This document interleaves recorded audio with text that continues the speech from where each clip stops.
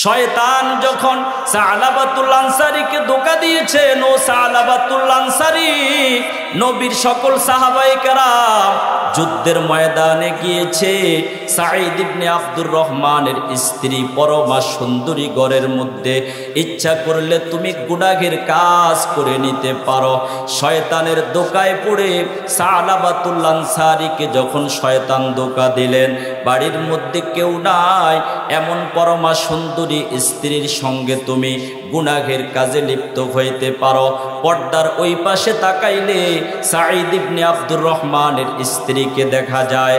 এবার সালাবাতুল আনসারী শয়তানের ধোঁকায় পড়ে ঘরের মধ্যে যখন রওনা দিয়েছেন, পর্দার ওই পাশ থেকে সাঈদ ইবনে আব্দুর রহমানের স্ত্রীর গায়ের মধ্যে সামান্য পরিমাণ যখন স্পর্শ করলেন, সামান্য পরিমাণ স্পর্শ করার পর সাঈদ ইবনে আব্দুর রহমানের স্ত্রী সালাবাতুল আনসারীর চেহারার দিকে তাকাইয়া বললেন, ও নবীর সাহাবী সালাবাতুল আনসারী, তোমাদের দাম তো আল্লাহর কাছে অধিক পরিমাণে বেশি।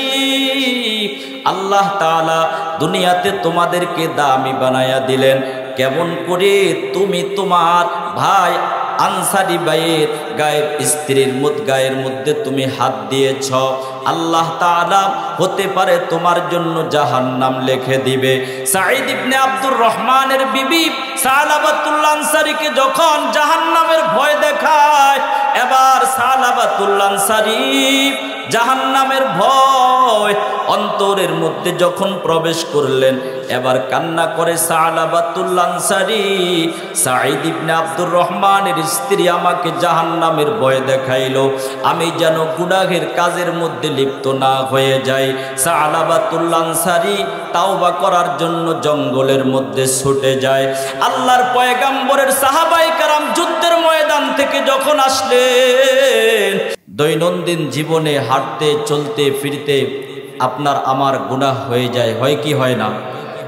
আল্লাহ তাআলা মাখলুককে সৃষ্টি করেছেন, মানুষকে সৃষ্টি করার মধ্যে আল্লাহ তাআলা বনি আদমকে কিছু দায়িত্ব দিয়েছেন।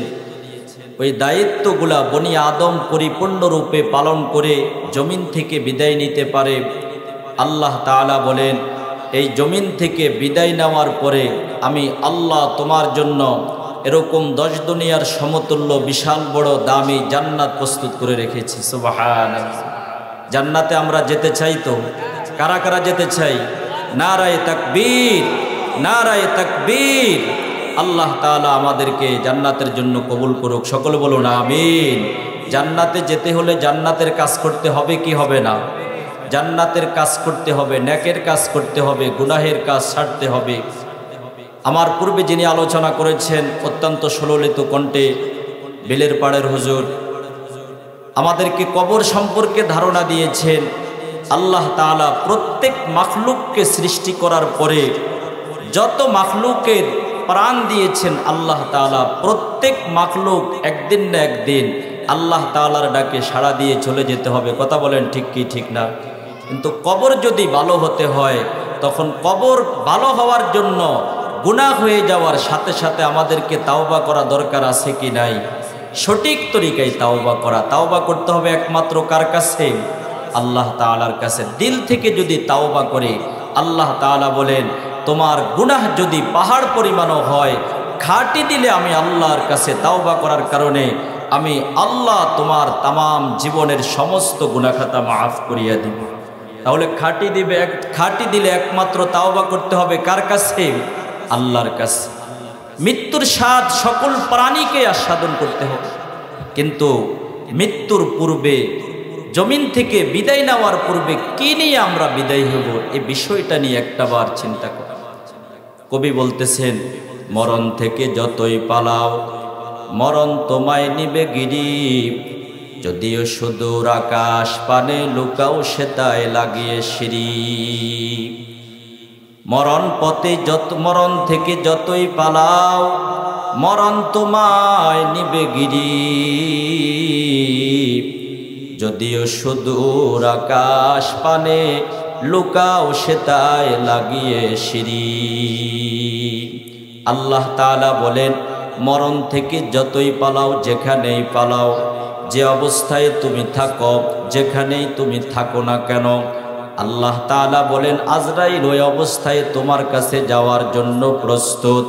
আমি আল্লাহ আজরাইলকে এমন ক্ষমতা দিয়েছি, তুমি যেখানেই থাকো না কেন, তোমার মনে মনে যদি এই কথাটা চিন্তা আসে, এমন ঘরের মধ্যে আমি আছি যেই ঘরের চতুর্পাশে বন্দি করা, যেই ঘরের মধ্যে হাওয়া বাতাস ঢোকার কোনো ক্ষমতা নাই, যেই ঘরের মধ্যে কোনো ব্যক্তি ইচ্ছা করলেও প্রবেশ করতে পারবে না।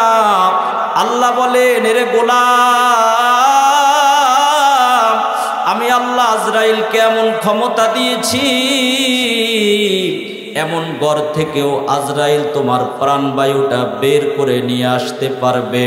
আল্লাহ তাআলা বলেন মরণ থেকে যতই পালাও, আজরাইল তোমার কাছে যে কোনো সময় যাওয়ার জন্য প্রস্তুত।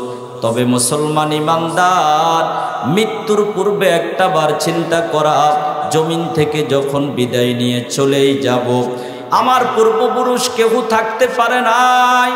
এক সময় আমার বাপ দাদার নাম ঠিকানা এই জমিনের মধ্যে ছিল, তারাও এই জমিনের মধ্যে ছিল, আজকে তারা নাই, জমিন থেকে বিদায় নিয়ে চলে গেছে।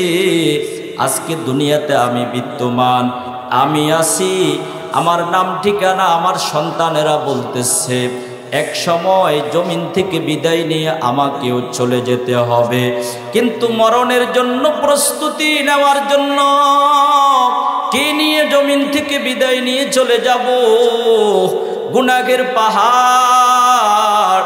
আল্লাহ তাআলা বলেন রে গোলাম, তোমার গুনাহ যদি পাহাড় পরিমাণও হয়, আমি আল্লাহ যেমন গফফার, আমি আল্লাহও ক্ষমাকারীও তেমন। আমি আল্লাহ সাত্তার নামের উসুলায় যেমন করে তোমার দোষ ত্রুটিগুলোকে ডাকিয়ে রেখেছি রে গোলাম, পৃথিবীর কাউকে আমি আল্লাহ জানতে দেই নাই। যদি তোমার গুনাহের সংবাদ পৃথিবীর মানুষেরা জানতো, একে অপরের সঙ্গে কথা বলতো না, কিন্তু আমি আল্লাহ দয়া আর মায়া করে আমার গোপন ধনভাণ্ডারের মধ্যে তোমার গুনাহের সংবাদ জানতে দেই নাই কাউকে, আমি আল্লাহ গোপন রেখেছি। রে আল্লাহর গোলাম, জীবনটা এভাবে আমরা কাটিয়ে দিচ্ছি, আল্লাহ তাআলাকে ডাক দেই না। আল্লাহ তাআলা বলেন আমি আল্লাহ কেমন রহমান, আমি আল্লাহ কেমন রহিম। এরে গোলাম, আমার কথা একটা বার চিন্তা করো, দুনিয়ার থেকে এমন মানুষ গুজারি গেছে, নিজের হায়াতের জীবনে 30 থেকে 40 বৎসর অতিবাহিত হয়ে যায়, কোনোদিন আমি আল্লাহকে আল্লাহ বলিয়া ডাক দেয় নাই।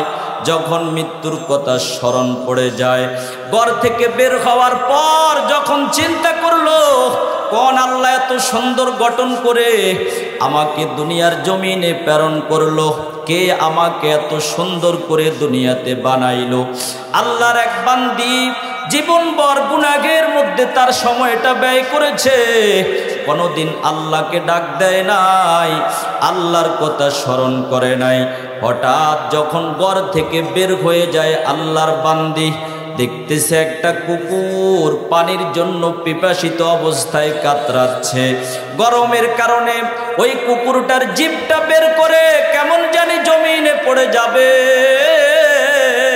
এবার আল্লাহর বান্দি মনে মনে চিন্তা করলেন, আল্লাহর একটা নিকৃষ্ট মাখলুক, আল্লাহর একটা নিকৃষ্ট মাখলুক জিভটা বের করে পানি চাচ্ছে।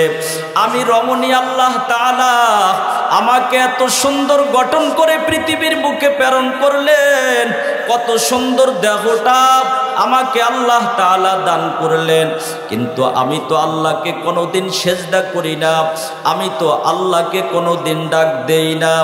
আল্লাহ তাআলা বলেন রে গোলাম, দুনিয়ার জমিনের মধ্যে তোমরা যখন আমি আল্লাহ তাআলার কথা স্মরণ করো না, রাত দিন 24 ঘন্টা আমি আল্লাহ তোমাকে স্মরণ রাখি, আমি আল্লাহ তোমাকে স্মরণ করি, কিন্তু তুমি তো আমাকে ডাক দাও না। আল্লাহর বান্দি যখন চিন্তা করলেন, নিকৃষ্ট একটা মাখলুক যখন পানি চাইতেছে জিভটা বের করে, আল্লাহর বান্দির পরনের মধ্যে একটা ওড়না ছিল, পায়ের মধ্যে চামড়ার মোজা, মোজাটা পাও থেকে বের করে ওড়নাটা গলার থেকে টান দিয়ে বের করে মোজার মধ্যে বাঁধলেন। রশি বানাইয়া কূপ থেকে পানি উঠাইয়া ওই কুকুরের জবানের মধ্যে একটু পানি দিতে দেরি আমার রব গাইবি আওয়াজে বললেন, ও বান্দি, দীর্ঘদিন যাবত আমি আল্লাহকে ডাক দাও নাই, আমি আল্লাহর কথা স্মরণ করো নাই, আজকে তুমি সামান্য একটু আমল করেছ। নিকৃষ্ট একটা প্রাণী কুকুরকে যখন তুমি পানি পান করাইলা, আমি আল্লাহর দরবারে তোমার এই আমলটা এত সন্তুষ্টজনক হয়ে যায়, আমি আল্লাহর দরবারে তোমার আমলটা এত দামি হয়ে যায়। নিকৃষ্ট একটা মাখলুক কুকুরকে পানি পান করানোর কারণে আমি আল্লাহ ঘোষণা দিতেছি, আমি আল্লাহ তোমার তামাম জীবনের সব গুনাহ মাফ করিয়া দিলাম। আল্লাহ আল্লাহ क्या मुबारक नाम है, अल्लाह अल्लाह आशिकों का काम है, बुजुर्गी की नहीं हमको जरूरत, गुलाम अपना बना हमको खुदाया बेगुनाह ना, गुज़श्ते बरमा साथी হুজুরে দিল না করো দম তোআতে। আল্লাহ তাআলা বলেন, ইয়া আইয়ুহাল্লাযীনা আমানু তুবু ইলাল্লাহি তাওবাতান নাসুহা। ও ঈমানদারেরা, তোমরা খাঁটি দিলে সঠিকভাবে আমি আল্লাহর কাছে তাওবা করো। তুমি যদি খাঁটি দিলে আমি আল্লাহর কাছে তাওবা করতে পারো, তোমার তাওবাটা যদি খাঁটি দিলে হয়, আমি আল্লাহর ওয়াদা, আমি আল্লাহ তোমার তামাম জীবনের সব গুনাহ খাতা মাফ করিয়া দিব। মুসলমান ইমানদার, তাওবা সম্পর্কে সংক্ষিপ্ত একটা ঘটনা বলে আমি আমার আলোচনাটা শেষ করব। আল্লাহর পয়গাম্বর বিশ্বনবী মুহাম্মদ মুস্তাফা সাল্লাল্লাহু আলাইহি ওয়াসাল্লামের সাহাবায়ে কেরাম কেমন করে তাওবা করেছেন। নবীজি সাল্লাল্লাহু আলাইহি ওয়াসাল্লাম যুদ্ধের ময়দানে যাবে, যুদ্ধের ময়দানে আল্লাহর পয়গাম্বরের সঙ্গে আনসার এবং মুহাজির একই সঙ্গে যুদ্ধে রওনা দিয়েছেন। আল্লাহর পয়গাম্বর বললেন, সকল সাহাবায়ে কেরাম যুদ্ধের ময়দানে যাবে, কিছু মানুষ তো এমন থাকা দরকার আমার সাহাবী ভাইদের ঘরের বাজারের জন্য রেখে দেওয়া যায়। আল্লাহর পয়গাম্বর সাহাবায়ে কেরামের সঙ্গে পরামর্শ করলেন, ও আমার সাহাবায়ে কেরাম, আমরা সকলে যুদ্ধের ময়দানে রওনা দিয়েছি, কাকে বাড়িতে রেখে যাওয়া যায়? সাহাবায়ে কেরামের পরামর্শে আল্লাহর পয়গাম্বরের একজন সাহাবী সালাবাতুল আনসারী তাকে রেখে যায়। নবীজি সাহাবায়ে কেরামকে নিয়ে যুদ্ধের ময়দানে চলে গেলেন। আল্লাহর পয়গাম্বর সাহাবীদেরকে নিয়ে যুদ্ধের ময়দানে গেলেন। নবীর সাহাবায়ে কেরাম সকলে নবীর সঙ্গে যুদ্ধের ময়দানে যায়। একজন সাহাবী সালাবাতুল আনসারী তাকে রেখে যাওয়া হলো। হঠাৎ করে সালাবাতুল আনসারী নবীর পয়গাম্বরের সাহাবী সাঈদ ইবনে আব্দুর রহমানের ঘরের বাজার সদাই করার জন্য যায়। সাঈদ ইবনে আব্দুর রহমানের ঘরের বাজার করার জন্য যখন রওনা দিয়েছেন, শয়তান যখন সালাবাতুল আনসারীকে ধোঁকা দিয়েছেন, ও সালাবাতুল আনসারী নবীর সকল সাহাবায়ে কেরাম যুদ্ধের ময়দানে গিয়েছে। সাঈদ ইবনে আব্দুর রহমানের স্ত্রী পরমা সুন্দরী ঘরের মধ্যে, ইচ্ছা করলে তুমি গুনাহের কাজ করে নিতে পারো। শয়তানের ধোঁকায় পড়ে সালাবাতুল আনসারীকে যখন শয়তান ধোঁকা দিলেন, বাড়ির মধ্যে কেউ নাই, এমন পরমা সুন্দরী স্ত্রীর সঙ্গে তুমি গুনাহের কাজে লিপ্ত হইতে পারো। পর্দার ওই পাশে তাকাইলে সাঈদ ইবনে আব্দুর রহমানের স্ত্রীকে দেখা যায়।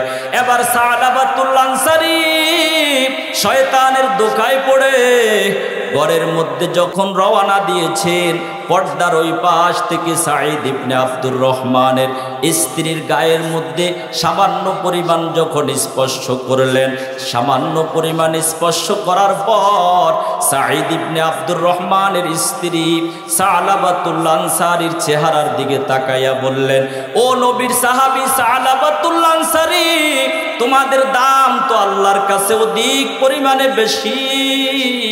আল্লাহ তাআলা দুনিয়াতে তোমাদেরকে দামি বানায়া দিলেন, কেমন করে তুমি তোমার ভাই আনসারী ভাইয়ের গায়ের স্ত্রীর গায়ের মধ্যে তুমি হাত দিয়েছ? আল্লাহ তাআলা হতে পারে তোমার জন্য জাহান্নাম লিখে দিবে। সাঈদ ইবনে আব্দুর রহমানের বিবি সালাবাতুল আনসারীকে যখন জাহান্নামের ভয় দেখায়, এবার সালাবাতুল আনসারী জাহান্নামের ভয় অন্তরের মধ্যে যখন প্রবেশ করলেন, এবার কান্না করে সালাবাতুল আনসারী, সাঈদ ইবনে আব্দুর রহমানের স্ত্রী আমাকে জাহান্নামের ভয় দেখাইলো, আমি যেন গুনাহের কাজের মধ্যে লিপ্ত না হয়ে যাই। সালাবাতুল আনসারী তাওবা করার জন্য জঙ্গলের মধ্যে ছুটে যায়। আল্লাহর পয়গম্বরের সাহাবায়ে কেরাম যুদ্ধের ময়দান থেকে যখন আসলেন, এবার সাঈদ ইবনে আব্দুর রহমান তার স্ত্রীকে জিজ্ঞেস করলেন, আমার ভাই সালাবাতুল আনসারীকে জিম্মাদারি দিয়ে আমরা যখন যুদ্ধের ময়দানে গেলাম, সালাবাতুল আনসারীর চেহারাটা দেখি না, কারণ কি? সাঈদ ইবনে আব্দুর রহমানের বিবি বলে, তোমার ভাই সালাবা, তোমার ভাইকে তুমি আমানত দিয়েছো তোমার ঘরের বাজার করার জন্য, তোমার ভাই সালাবাতুল আনসারী আমানতের খেয়ানত করেছে, গুনাহের কাজের মধ্যে লিপ্ত হয়েছে। আমি যখন সালাবাতুল আনসারীকে জাহান্নামের ভয় দেখাইলাম, সালাবাতুল আনসারী তাওবা করার জন্য জঙ্গলের মধ্যে ছুটে যায়। সাঈদ ইবনে আব্দুর রহমান সালাবাতুল আনসারীর খোঁজে যখন ঘর থেকে বের হয়ে যায়, দেখতেছে একটা জঙ্গলের মধ্যে সালাবাতুল আনসারী বারংবার কান্না করে, ও দয়ার মালিক, আমাদের দাম তো তোমার কাছে অধিক পরিমাণে বেশি, আজকে আমি শয়তানের ধোঁকায় পড়ে সাঈদ ইবনে আব্দুর রহমানের বিবির দিকে একটু তাকিয়ে ফেলছি, আমি তো গুনাহের কাজ করে ফেললাম, আমার রব হতে পারে আমাকে মাফ করবে না। বারংবার চোখের পানি সালাবাতুল আনসারী চোখ থেকে পড়তেছে। সাঈদ ইবনে আব্দুর রহমান বিভিন্ন জায়গায় খোঁজাখুঁজি করার পর সালাবাতুল আনসারীকে যখন পাইলেন, তাকে বললেন, চলো নবীর দরবারে তোমাকে নিয়ে যাই, নবী যেটা তোমার জন্য ফয়সালা করে ওইটাই হবে। এবার সালাবাতুল আনসারী বললেন, আমি তো একজন গুনাহগার, নবীর সাহাবায়ে কেরাম তো কখনো গুনাহের কাজ করতে পারে না, আমাকে সাধারণভাবে নবীর কাছে নেওয়া যাবে না। ও সাঈদ ইবনে আব্দুর রহমান, আমার হাতের মধ্যে রশি লাগাও, রশি লাগাইয়া চোরকে যেমন টানতে টানতে মানুষ নিয়ে যায়, বাজারের মধ্যে আমি সালাবাতুল আনসারীকেও এমনভাবে নিয়ে যাও। তবে নবীর দরবারে নেওয়ার পূর্বে আমাকে আমার ভাই আবু বকরের দরবারে নিয়ে যাও। আবু বকরের দরবারে যখন সালাবাতুল আনসারীকে নিয়ে যাওয়া হলো, সাঈদ ইবনে আব্দুর রহমান সালাবাতুল আনসারীর কথাটা যখন আবু বকরের কাছে বললেন, সালাবাতুল আনসারী গুনাহের কাজ করেছে, আল্লাহ তাআলা মাফ করবে কিনা? আবু বকর সিদ্দিক রাদিয়াল্লাহু তাআলা আনহু বললেন, সালাবাতুল আনসারীকে আল্লাহ তাআলা ক্ষমা করবে কিনা এটা আল্লাহ তাআলাই ভালো জানে। তবে ও সাঈদ ইবনে আব্দুর রহমান, সালাবাতুল আনসারীকে নিয়ে তুমি আমার দরবার থেকে বের হয়ে যাও, আবু বকর যখন বের করে দিলেন, এবার সালাবাতুল আনসারী বলেন, আমাকে হযরত ওমরের দরবারে নিয়ে যাও।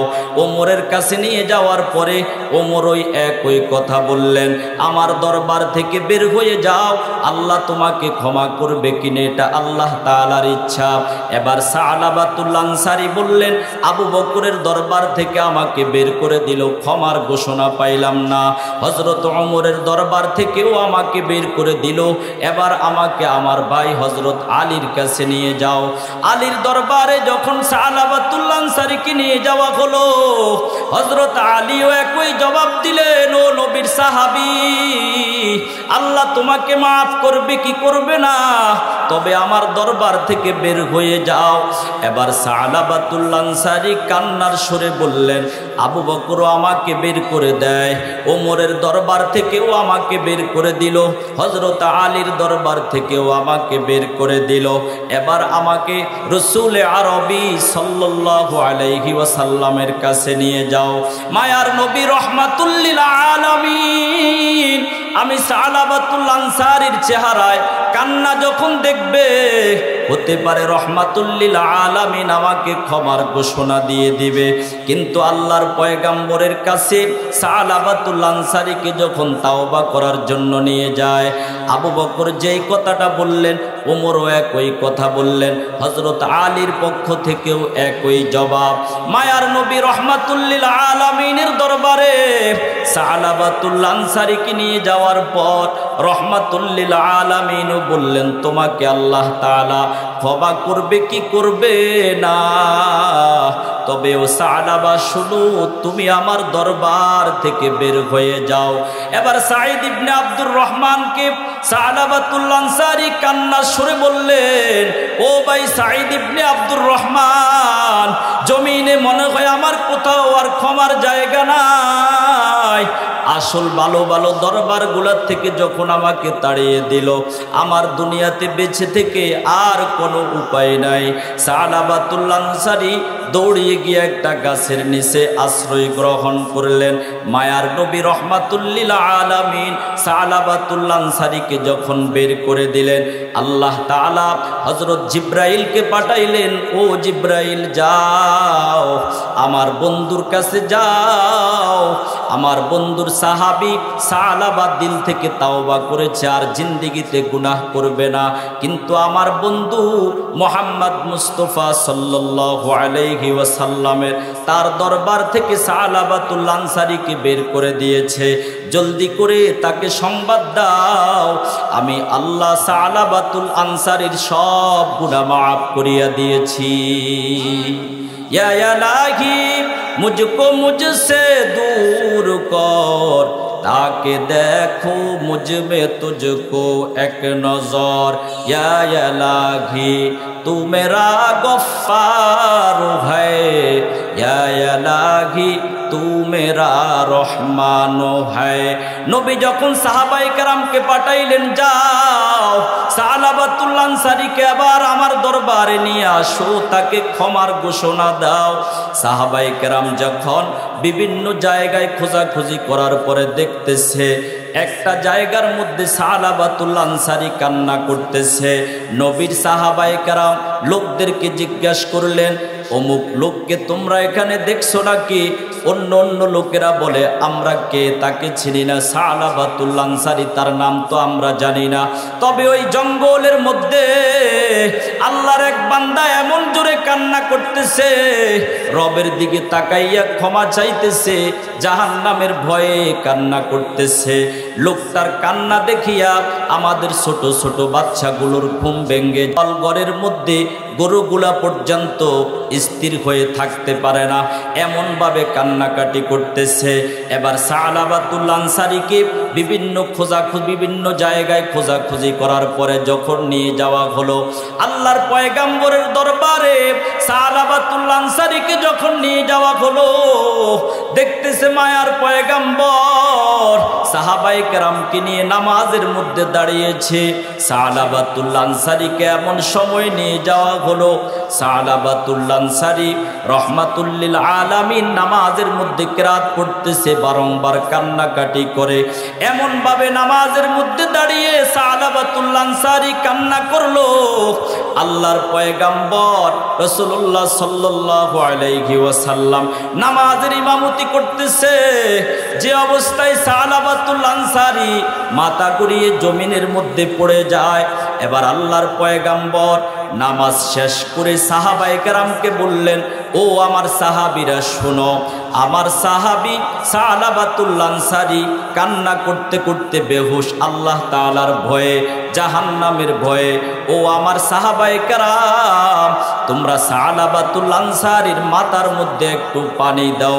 নামাজ শেষ করে সাহাবায়ে কেরাম সালাবাতুল আনসারীর মাথায় পানি দেওয়ার জন্য যখন পানি নিয়ে সালাবাতুল আনসারীর সামনে আসে, সালাবাতুল আনসারীর মাথার মধ্যে পানি দেয় আর সংবাদ দেয়, ও রহমাতুল লিল আলামিন, আপনার সালাবাতুল আনসারী জাহান্নামের ভয়ে এমন কান্না করেছে। আপনার সালাবাতুল আনসারীর দিলের মধ্যে জাহান্নামের ভয় এমন জোরে প্রবেশ করেছে, সালাবাতুল আনসারী আর জমিনের মধ্যে বেঁচে নাই। ওগো রহমাতুল লিল আলামিন, জাহান্নামের ভয়ে কান্না করতে করতে সালাবাতুল আনসারী জমিন থেকে বিদায় নিয়ে চলে গেছে। মায়ার নবী রহমাতুল লিল আলামিন বলেন, আমার সাহাবী সালাবাতুল আনসারী আল্লাহর ভয়ে যখন কান্না করলো, জমিন থেকে বিদায় নিয়ে চলে যায়, আমি রহমাতুল লিল আলামিন সালাবাতুল আনসারীর জানাজার নামাজ পড়াইব। জানাজার মাঠের মধ্যে আল্লাহর পয়গম্বর পাওটা যখন বৃদ্ধ আঙ্গুলের উপরে বর করে জানাজার মাঠের মধ্যে রওনা দিচ্ছে, সাহাবায়ে কেরাম প্রশ্ন করলেন, ওগো মায়ার নবী রহমাতুল লিল আলামিন, সালাবাতুল আনসারীর জানাজার নামাজের মধ্যে আপনি শরীক হচ্ছেন, আপনি ইমামতি করবেন, কিন্তু আপনার পায়ের অর্ধেক জমিনের উপরে উঠে আছে তালুটা, বৃদ্ধাঙ্গুলের উপরে ভর করে আপনি জানাজার মাঠে রওনা দিয়েছেন। এবার মায়ার নবী রহমাতুল লিল আলামিন বলেন, ও আমার সাহাবায়ে কেরাম শুনো, সালাবাতুল আনসারী আল্লাহর ভয়ে এমন ভাবে কান্না করেছে, সালাবাতুল আনসারীর তাওবাটা আল্লাহর কাছে এত দামি হয়ে গেল। সালাবাতুল আনসারীর মাঠ, যেই মাঠের মধ্যে তার জানাজার নামাজ পড়ানো হবে, পুরা মাঠের মধ্যে ফেরেশতারা এমন ভাবে অবস্থান করতেছে, আমি রাসূলুল্লাহ পুরা পাও রেখে জমিনে হাঁটবো, আমার ক্ষমতা নাই। একমাত্র খাঁটি দিলে তাওবা করার কারণে, আল্লাহকে ভয় করার কারণে, আল্লাহ তাআলার ভয়ে কান্না করার কারণে আল্লাহ তাআলা নবীর সাহাবীকে যেভাবে মাফ করিয়া দিয়েছেন, যে আল্লাহ সালাবাতুল আনসারীকে ক্ষমা করে দিয়েছেন, ওই আল্লাহ এখনো আছে কি নাই? আরো জোরে বলেন, আছে কি নাই? আল্লাহ তাআলার দরবারে খাঁটি দিলে যদি এখনো তাওবা করে, আল্লাহ বলে, আমার বান্দা আমার কাছে ক্ষমা চাইতে দেরি, আমি আল্লাহ বান্দাকে মাফ করিয়া দিতে দেরি করি না। আল্লাহ তাআলা বলেন, বান্দা তোমার দিলের মধ্যে যদি গুনাহ পাহাড় পরিমাণও হয়, নফসের উপরে অধিক পরিমাণে তোমরা জুলুম করেছ, তবে লা তাকুনাতু মির রাহমাতিল্লাহ, আমার রহমত থেকে তোমরা নৈরাশ হইও না। রাত দিন 24 ঘন্টা আমি আল্লাহর কাছে ক্ষমা চাও। খাঁটি দিলে যদি আল্লাহর কাছে তাওবা করতে পারি, আল্লাহ তাআলার ওয়াদা, আল্লাহ তাআলা সালাবাতুল আনসারীর মতো আমাদেরও তামাম জীবনের সব গুনাহ খাতা মাফ করিয়া দিবেন। কথা বলেন ঠিক কি ঠিক না? খাঁটি দিলে আল্লাহর কাছে তাওবা করা, সঠিক দিলে গুনাহের কথা স্মরণ করে রোনাজারি করে রব্বে কারীমের কাছে যদি মাপ চাইতে পারি, আল্লাহ তাআলা বলেন, আমি আল্লাহ তোমাদেরকে ক্ষমা করে দেওয়ার জন্য প্রস্তুত। খাঁটি দিলে আল্লাহ তাআলার কাছে তাওবা করে আমাদেরকে মৃত্যুর আগ মুহূর্ত পর্যন্ত আল্লাহর কাছে ক্ষমা চেয়ে জমিন থেকে বিদায় নেওয়ার তৌফিক দান করুক। সকলে বলুন আমিন।